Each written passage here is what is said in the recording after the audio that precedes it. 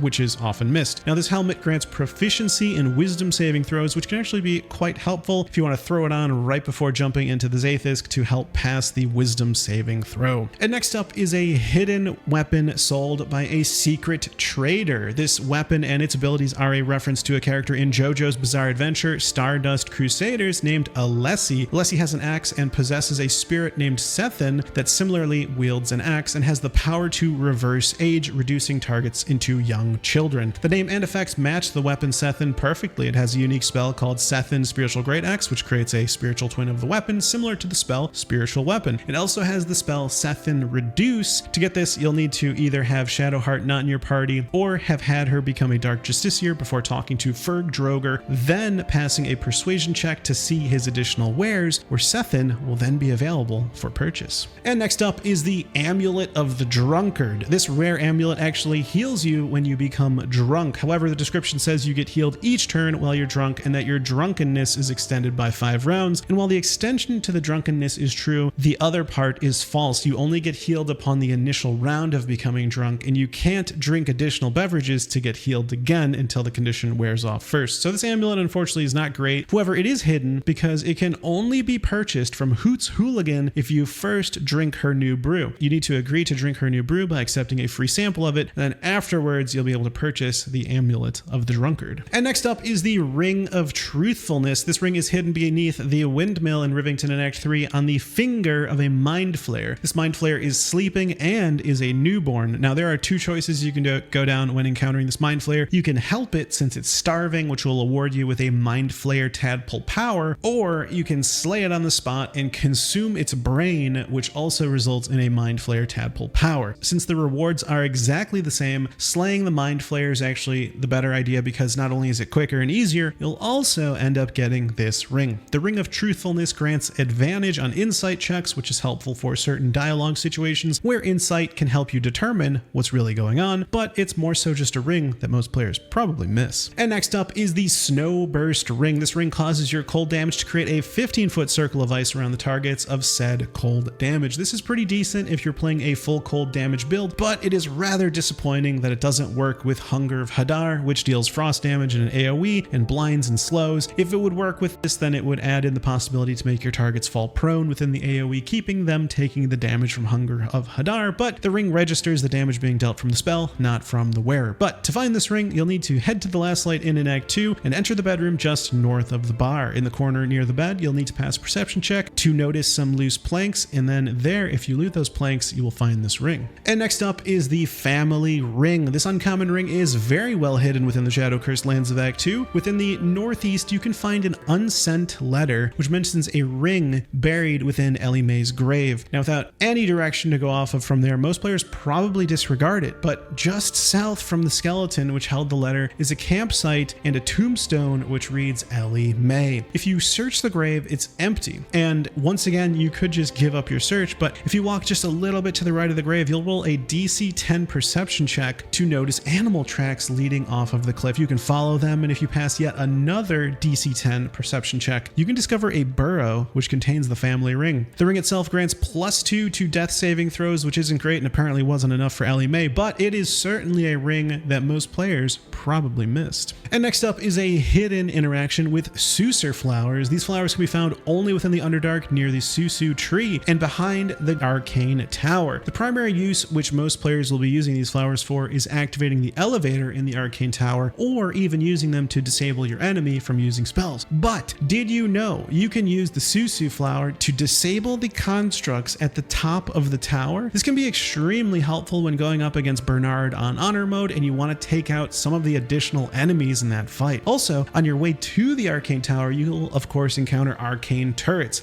and these Sussur flowers can also be used to disable the turrets, which is super convenient.